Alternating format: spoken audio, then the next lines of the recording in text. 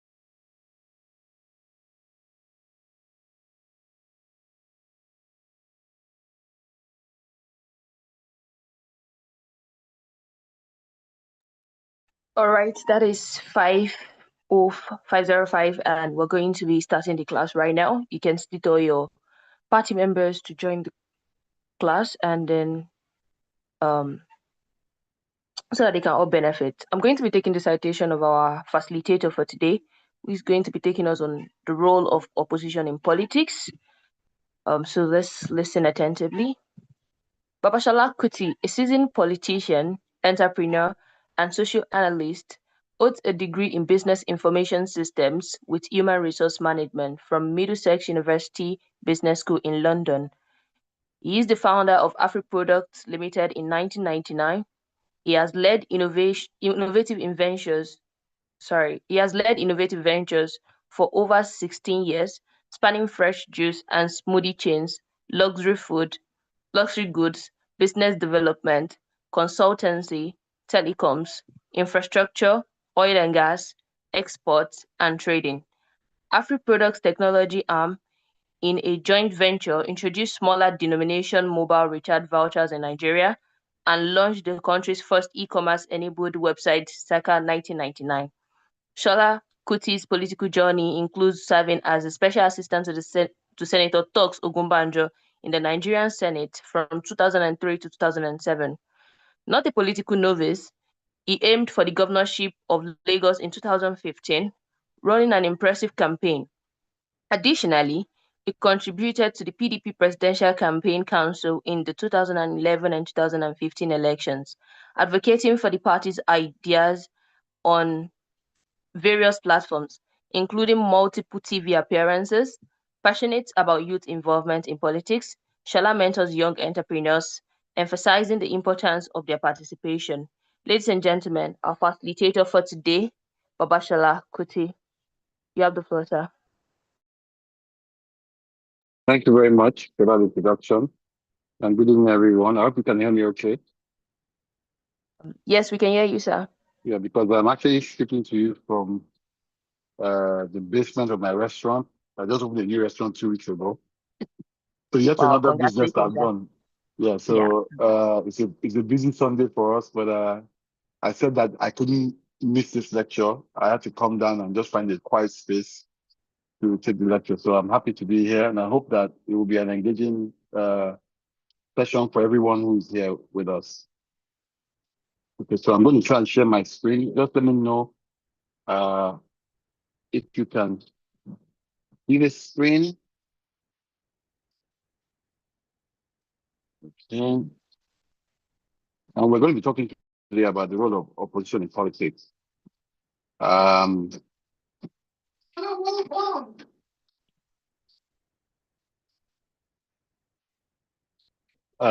me see, where is my screen now? Let me just look for the slide. So you hear people coming down to say hello to me. Don't worry, just ignore them. They don't know I'm on the call. So I'm just sitting in one corner. Yeah, here we go. Let me know when you can see the slides so I can then continue. Yes, we can see the slide, sir. Okay, beautiful. So what we're going to be talking about today, as usual, for me anyway, not for you, is the role of opposition in Nigerian politics. And we're going to be looking at how we can successfully navigate the political terrain as an opposition party. So, I mean, this topic gets more interesting every time because obviously, as we can all see, the opposition politics is now has taken like a different dimension. The two major parties that were active in 2023 election are no longer forces to be reckoned with because they have been decimated by infiltrators.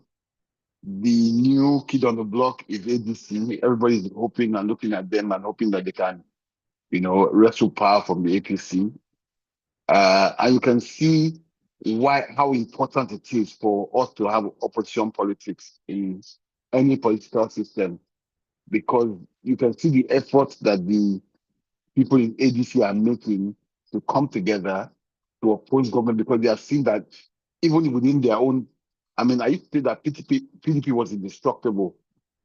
I can't say the same for Labour Party because they only kind of like came on mainstream, into mainstream politics, apart from winning in Ondo and a few other places. They only came into mainstream politics in 2023.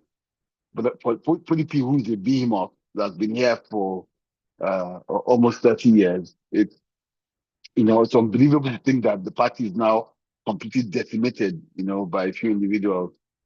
But I'm happy that, and I've always said it to people who say, "Are you going to APC or are you staying in opposition?" And I'm like, for as long as there's a government in power, I would like to be in opposition, especially the government is not one that is people friendly or is really addressing the concerns of Nigerians the way it should be.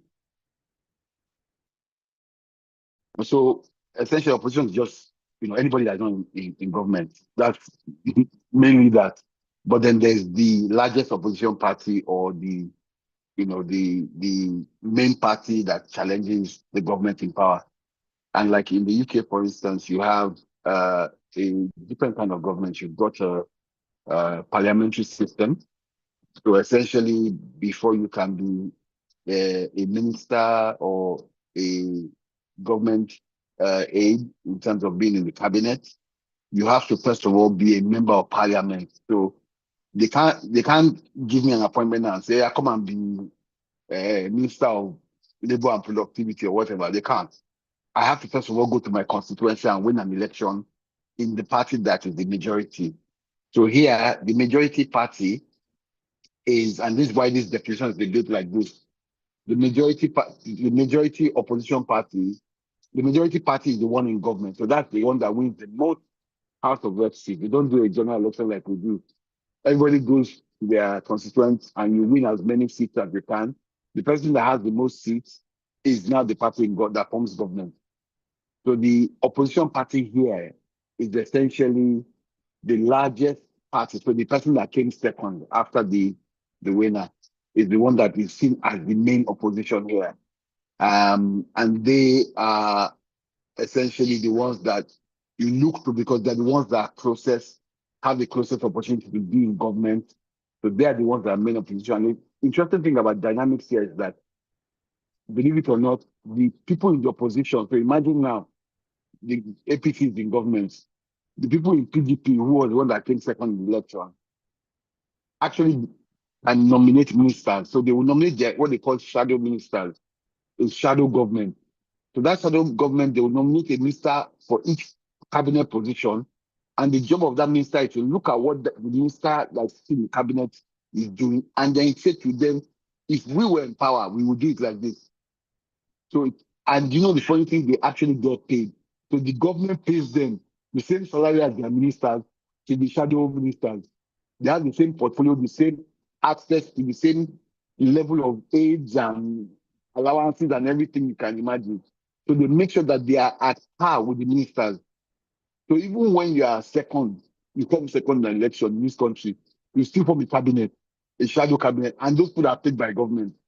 So you can see the dynamics and how they've thought about it that look, so that the government doesn't get too strong and become like what we see in Nigeria. They try and make sure that there's checks and balances in place. So what is the main role of opposition? It's essentially to question the government and hold them accountable. We all know that. So the opposition's job is not to win elections, it's to give Nigerians, for instance, if we're looking at Nigeria, the opportunity to hear another side of the story. And also, they are the ones that have access to resources that can help them see what government is doing. So that they will then be challenging what government is doing. And then they will also be telling government how to write it. They've got, obviously, if parties work the way they're supposed to work, they don't have access to your own cash, your own resources, your own airtime, your own TV station, so that you can go and it happens. We see it happening where in some states or at the federal level, some opposition politicians are invited to TV to speak about issues, national issues. So how really should we do this? Essentially, it's very simple. Again, not by telling you this one is not married, he has 3 children, he married 3 different women. It's by looking at policies, things that matter to the people, looking at government policies and actions, and criticizing where necessary. Now, the where necessary is so important. I wish I could even bring it up more. It is not everything you criticize. You criticize where necessary, and then after you criticize, you then propose an alternative solution to what they have done. So they've built a 10-kilometer road for 5 billion. Well, we will build it using this technology for 2.5 billion and saving the people. That's how you criticize government, not by just saying pointing to what they are doing wrong, but not saying how it can be better. So let's look at some factors that promote good opposition. So we want a system or an environment that there are free and fair elections. The reason why I always talk about this, if there are no free and fair elections, people are angry. They don't think they don't think you're legitimate. So when they are laughing out at you, it isn't constructive. It sounds like bitterness because you've stolen something from them. So if you have free and fair elections and there's a good spirit in the political atmosphere, people will begin on the political environment, people will begin to, you even see some sort of friendly politics. Like if you ever have the opportunity to watch Prime Minister's questions online, if you go and Google on YouTube and see how the opposition tackles the Prime Minister of this country, the opposition leader will be throwing jabs at him in the House of Reps, what they call the House of Commons. And it's interesting how how low they can go, but they're always very, very decent to each other. But it's because they know that there's no rigmarole. These people won the election, we give it to them, but we want to come back into government. But if they agree them out to it, there will be a lot of animosity, antagonism towards each other, and that is not a good thing for politics. And also, the next point basically is a good political climate. Again, it's around the same thing I've said. I won't repeat myself. You need an atmosphere where people are free to campaign. Opposition is free to, go into their neighborhoods. Nobody's harassing them. Nobody, the thugs are not attacking anybody. You need a good political climate so that people are not afraid to speak out as well. You don't want people to say, when I speak out now, EFCC will come knocking. And then finally, you need support from the citizens. That one is a no-brainer. If the citizens don't support you while you're doing opposition, you will basically be talking to yourself. Because the thing is that with opposition politics, if citizens are listening to you and buying into what you are saying, they start to put the ruling party under pressure. They're taking time. More and more people are joining this party or liking what they are saying. Or we have to find a way to counter this thing. If not, we will win the elections. So if more cities, you can see what happened with Peter Obi. I always use him as an example. The man who came from nowhere, well, not mostly nowhere, but you know what I mean. He had never been on the presidential scene, came out and was able to get the buy-in. And even people like me thought maximum you get 2 million votes, but look at what he did. And that is the kind of, because now, and a lot of us, in fact, APC, PDP, will use just, yeah, he has his people, but his people like people, they won't get far. 2 million, I even said 1 million at some point. But the point is that people were listening to him. And we didn't know how many people were listening to him. But I can tell you before the election, when we ran the polls, because we do a poll in every single polling unit, just to see what people are feeling like, we knew that there was a problem. And it was going to take a lot of our strongholds as PDP. And as such, it showed you when someone has support from people, what kind of damage you can do. I mean, like, if there was no um, article in the contest, it might have had a different coloration, because a lot of what the article held on to in some of the areas, people would have just taken on clean clear. I'm not talking about up, I'm talking about down south. So um, that said, we need citizens to support, our opposition. And then again, factors that prevent good opposition. I'm not going to go into that because it's just the opposite of what I've said. If you are in a hostile climate and there's a threat to freedom of speech and association, that you see once you speak again at APC, people know TFCC will come, madam, carry you, lock you up, say you stole 20 billion 10 years ago, question you, detain you, then after they release you, the next thing you know, you go and join APC. That doesn't help opposition. And you can see what's happening today. It's live evidence of how things can go wrong. And then again, lack of support from the citizen. If citizens don't support you, nobody's going to care about you. They just like these people are just making noise. Poor quality leadership, which is the bane of many opposition parties. They're all just there waiting for elections, collect money for funds, and eat the money. Sorry, I don't use good English when I'm talking about people stealing and embezzle the money. They just or then after the election, they will now go and join the party that won. That is poor leadership. People must begin to select their leaders a bit more wiser in this political party. And then for organization, again, that doesn't limit to do too much. If you don't, I mean, like the way PDP is now as an opposition party is neither here nor there. Nobody is even listening to PDP anymore. Everybody has moved on, and so on and so forth. Okay, and an example I always use is the Fuel Subsidy saga in 2014 as a poor example of opposition. People came out on the streets, including myself, actually, by the way. I was still a member of the PDP, but I felt that it wasn't, government. My own argument at the time was that palliative first, subsidy removal next. You can't do one without the other. And the government was doing the other way around, say, oh, yeah, we're doing this. And they did listen to some of the things we said because you could see the ferry using buses. They did a lot of stuff to try and alleviate the transport costs at the time, but it was a little too late. This, if you remember this correctly, for some of you who are old enough, it's something that was driven really based on sentiment. There was no facts and figures to back it. The government had come out themselves to say, well, subsidy, people are scamming government, returning to bring products into the country, and they're not bringing anything, and they're collecting money from government. So government is subsidizing nothing. They want to scrap it and move well to, I think maybe at 175 naira or something like that. I see something that I can't remember, to be honest. It was such a bad time.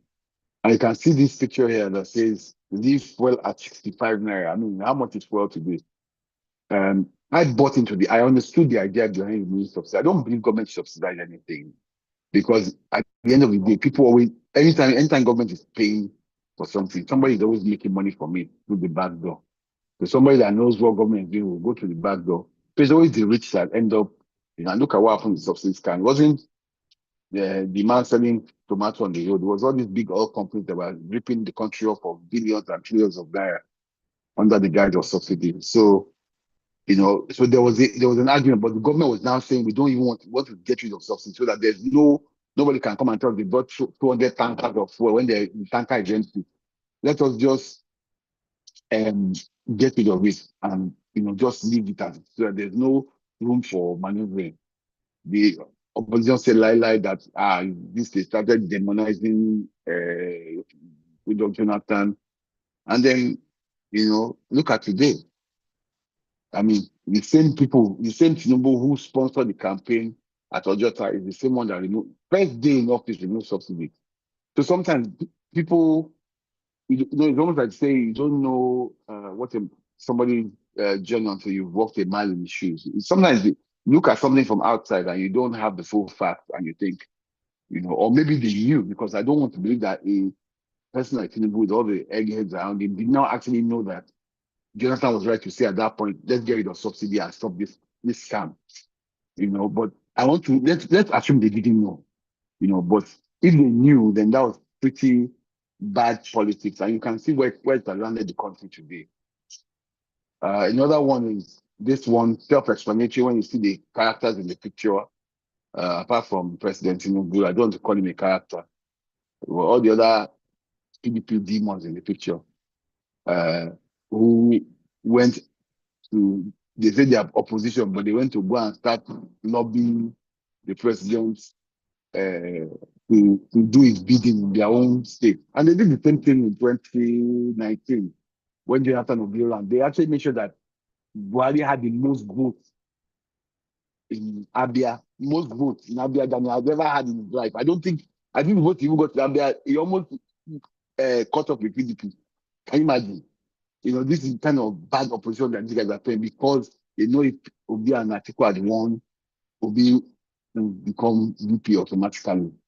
And they knew that they didn't want someone like a big who's not a good player. They said, let's auto both of them, let them go. If you don't choose one of us, then it's not good. And then in 2023, You can see the kind of politics they play. They basically played for, they were playing in PDP's kit. You know, when they call kit in football, they are just, but they were playing for APC, you know, and you can see where it had landed them and us, you know. So what is your role in this as citizens, upcoming politicians? I always say that, you know, we just need to be strong and say to ourselves, look, we want a good country. What does it take to build a good country? And we need to say to ourselves, we don't want to be kissing government's ass and say, this President Tinubu is the best thing since sliced bread. President Tinubu, Nigeria has changed. It's now Dubai. Then when you get to no light, no water, no food, we need to be stronger. We need to stop applauding mediocrity. We need to always listen to what opposition is saying and tag along with them if we think it's in the interest of the people. Because at the end of the day, if all of us sing praises of someone, the person becomes the God. So you can see what happened to Buhari. Something is kind of happening to Tinubu. Tinubu is still, I think he's still got his feet on the ground and he's still aware of the dangers that love. Buhari was a god in Nigeria. Buhari knew that he could never lose an election. So he wasn't worried that he told you, I don't care. Yeah, I'm paying school fees in London.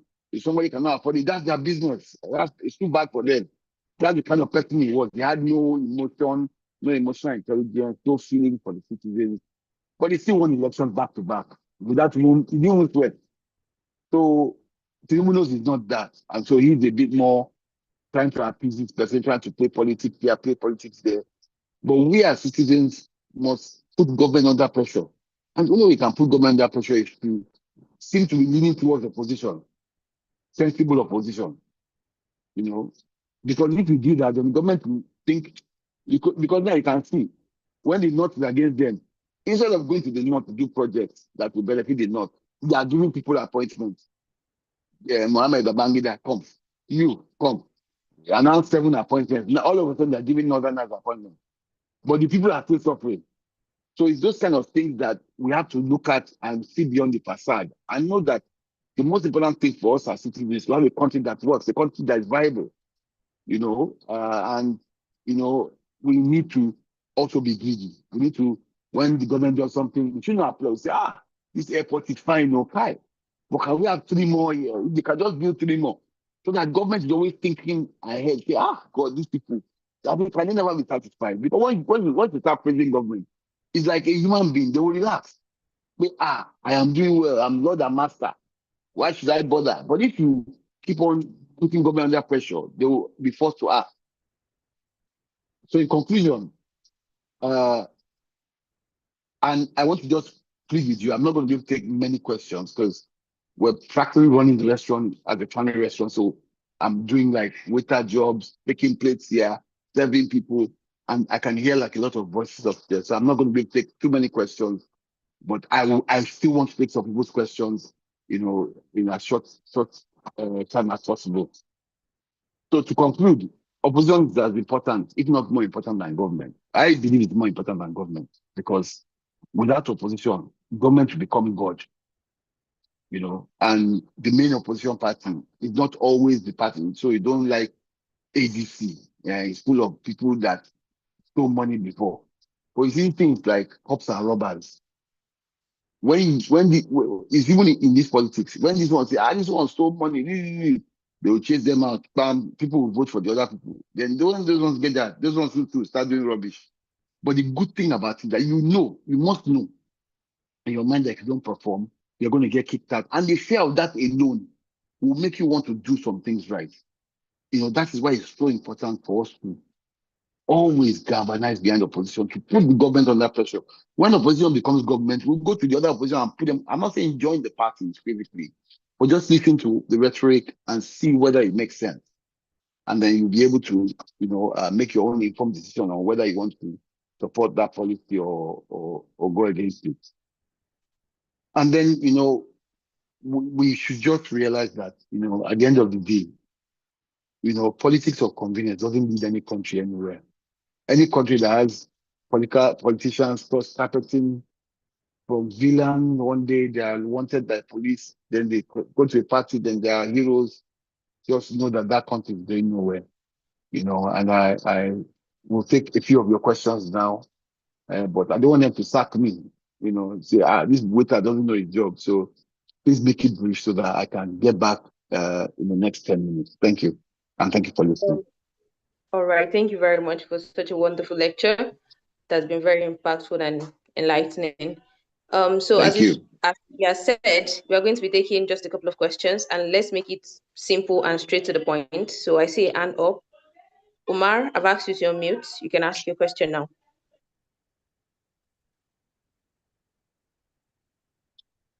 Good evening. Very good evening to you. Good evening, Mr. Kuti. Thank you very much. Thank you for listening. Thank you for your presentation, sir. My own question is on regarding the factors that prevent good governance, good opposition. Okay, go ahead. Hello, can you hear me? Yeah, I can hear you clearly. Go ahead. Yeah, my question on the factors that prevent opposition. There's a slide that you touch on that. Yes. So,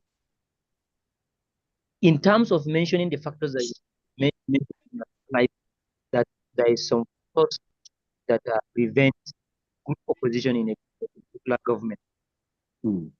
So as a lay citizens of any stage of the government, or this, whether the local government, state government, or the federal government, how can we identify that that good factors that prevent opposition in the government, that it will not respond to criticisms and violence, in terms of identifying that good factors, so that to ginger the government, whether it is state level, local level, or the federal level.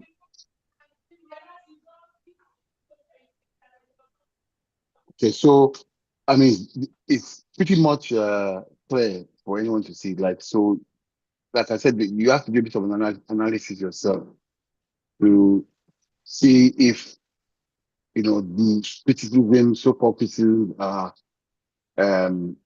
useful to you. So, for instance, if somebody says to you, "Oh, government should abolish free education," education is only for the rich, and they say they are opposition, that kind of person, you're not going to support him, because you know that a majority of people cannot afford to pay for schooling. And so free education has empowered a lot of people who otherwise are not in that income bracket. So it's for you to decide which policy it is that you think is good and bad. And I think that, at the end of the day, it is also subjective. There are some things that some people will suggest in one part of the country, and some other people will oppose it in another part of the country. So, there isn't any rule, but basically just use your own intuition and decide, what you think is better as it for you personally, not for everybody as such, but for you as a person, and then make it decision based on that.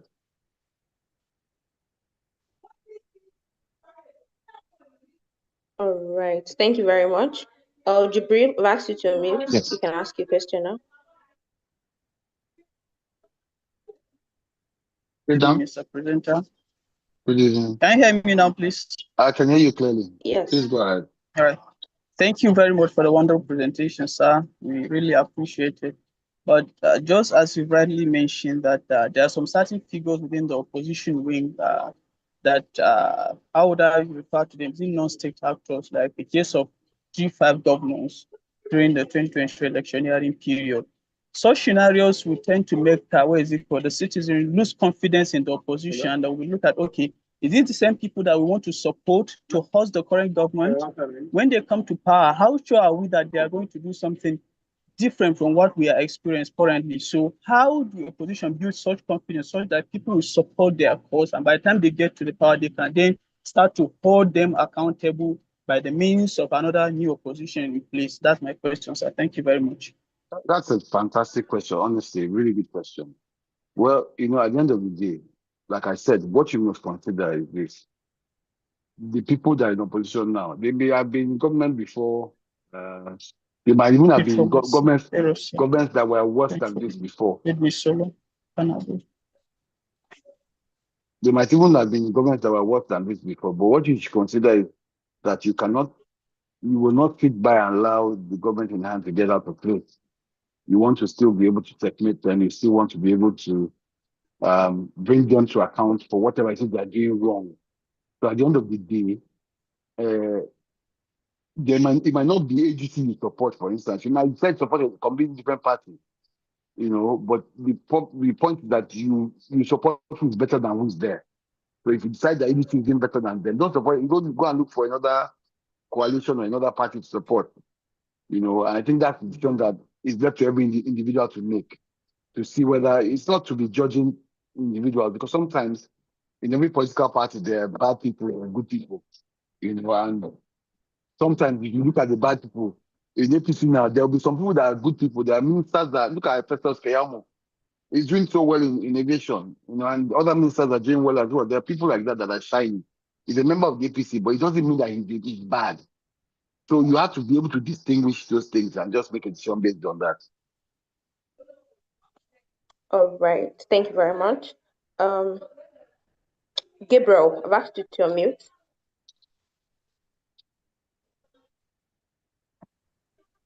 Good evening, sir. Good evening, Gabriel. How are you? I'm fine, sir. Sir, it's only in Nigeria that I see that opposition are seen as anti-government.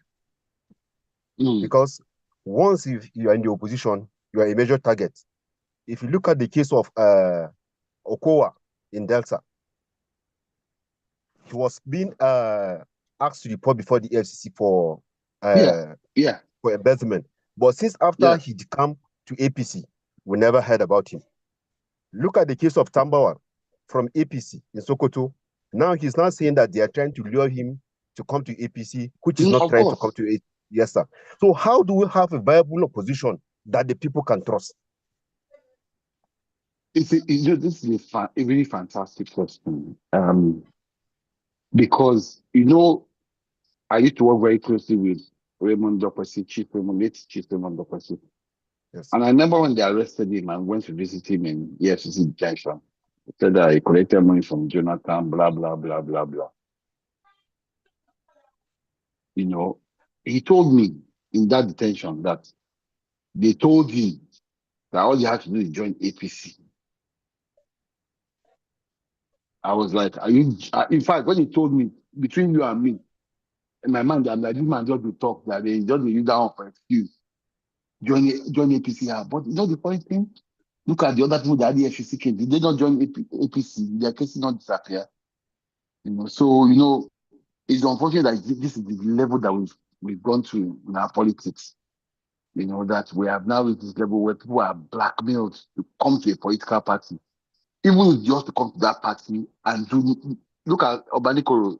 Since he joined the political party, he has not run for office. His son ran, then he lost the last election.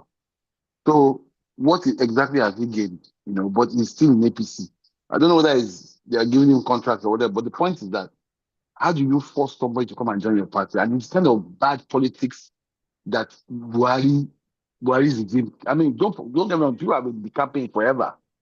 But this kind of arresting people and then forcing them to be camping, it just doesn't tell a good story. I think that it's unfortunate, but it is what it is. Like I always tell people, what do you expect Okowa to do? Because Okowa, I don't think they even needed Okowa. Okowa could not even deliver his own state to himself. But what they needed was the structure of the government. So they needed the governor to the council. So it was the governor that Okowa sacrificed to save himself. And everybody followed him because at the end of the day, you have to choose between the devil and the deep blue sea. So it is what it is. All right. Thank you very much. Can we just take one more and then I go? All right. No problem. I have a full house. Okay. Hello, sir. Sorry about that. I normally stay here for at least 30 minutes after, but today is special. Good evening, sir. Good evening. Yes, sir. Don't forget to send our own food, sir. I will give you guys a sneak preview before we log off to see what it is. Okay, sir. Sir, as Nigerians, there's this, as a person, individually, sir, I have these bad feelings about the present government, about APC when it comes to opposition, because You mentioned. Let me, sir. You mentioned the issue of fuel subsidy when Goodluck wanted removing it, and I realized that okay, these people had the mind that this thing was good, but they refused allowing him because of political Exactly. gain. Yes, sir. My question now is this, because presently I still have that hatred. That's the truth. No matter what they do, I still have that hatred. Now, my question now is that, sir, in opposition, does playing the politics in a bad way, not in an integrity way, makes it a better opposition? And there's also a question somebody dropped on the chat box, almost the same thing of what I'm asking. Because opposition and integrity, does it also work together, sir? And propaganda? Thank you, sir. That is a very interesting question you're asking. Honestly, it's almost the best question I've had on this series. Because the question you're asking is that when you say opposition, and that's why I mentioned in my lecture that opposition is not about winning elections, it's about running the country more effectively than the people that you are going to take over from. If it's about winning election, then there's nothing like integrity. You can even lie that your opponent is a killer or this or that so that you can win. But the problem is that what I always used to say about APC in those days, I used to say you can win elections by propaganda, but you can never govern by propaganda. And it was clear during Buhari's time that it was a complete failure. And the point I'm trying to I'm trying to make is that you cannot run away from integrity in politics. That's the honest truth. Because now, even now, when people ask me, "What are you in APC?" I told them I'm not even interested in politics anymore. Because I don't want to wake up in the morning and not even know who I am, where I am. Am I in APC? Am I in PDP? Because the whole thing is modeled. I'm just sitting out and watching from the sidelines. But I'll continue to preach for good governance. Because at the end of the integrity matters in politics. If integrity doesn't matter, this man called Peter Obi will not have had 7 million votes. That's the only thing I will tell you today. So I used to think to myself that, Nigeria, we that were good, like we that were in politics, you will be doing this work. People will carry our name and go and write, oh, Salakuti is in the team, this one, they will collect money. Or with your name, you don't even know they are collecting money.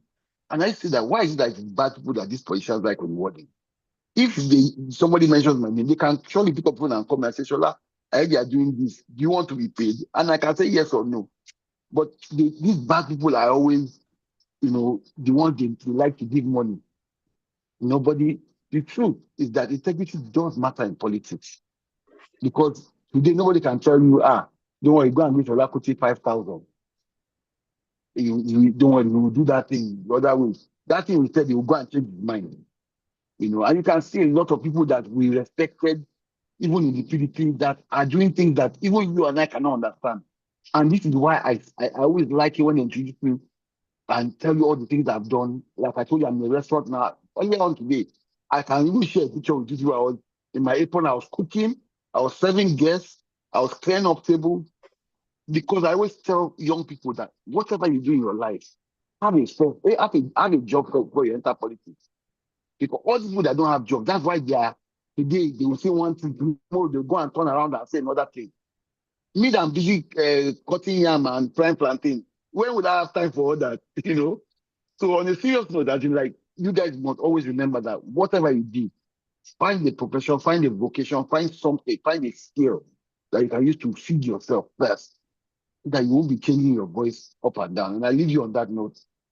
I'm going to have to run now, but thank you for listening.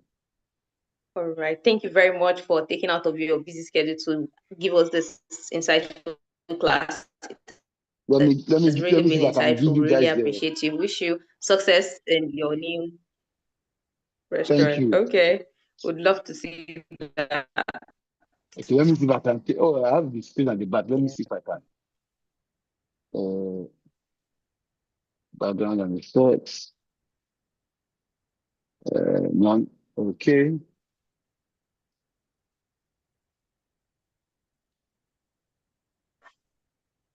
Okay. As you can see, so this I was downstairs. You can see the back. That's like the bathroom. I'm going to go upstairs. I'm going to go upstairs now. I don't know why I can't swap my camera. Is it because it's okay? I have to do like a selfie. So I'll just pretend as if I'm not doing anything, and I'll do a quick turn around. I'm going up the stairs. We have some racks there. We have some wine racks there. Yes. Wow, you have such a lovely place, sir. It's really beautiful. Yeah, we have a lot of Nigerian. We are representing Nigeria here with Nigerian art. That is very nice. Cultural appreciation and very good. Thank you so much. Yes. All right. Thank you very much All right for then. having us. For joining us today. Really appreciate you. Thank you. You can Yeah. come back to my barman job behind the bar. Okay, sir. So I will meet All right everybody to then. say thank you before you go. Okay, that's So fine. yeah. So Thank you very Right. much, sir. Thank you so much, sir. Thank Thank you, you so sir. much. Thank you. Yes, Thank sir. you, Thank sir. you Thank you so very much. much. God bless you. all right. Thank you very much, sir. Thank you very much. Really appreciate you. Dee, is there any announcement for the student? Okay. Thank you so much, Mariam. All right. So this week is your last week in the cohorts. Your graduation will be next week, Sunday. Well done to everyone that has made it this far. And I hope that you still make it to the finish line. Be reminded of your elections, your campaigns, and your debates this week. So, done. Have a good night, everyone. Charlie, please.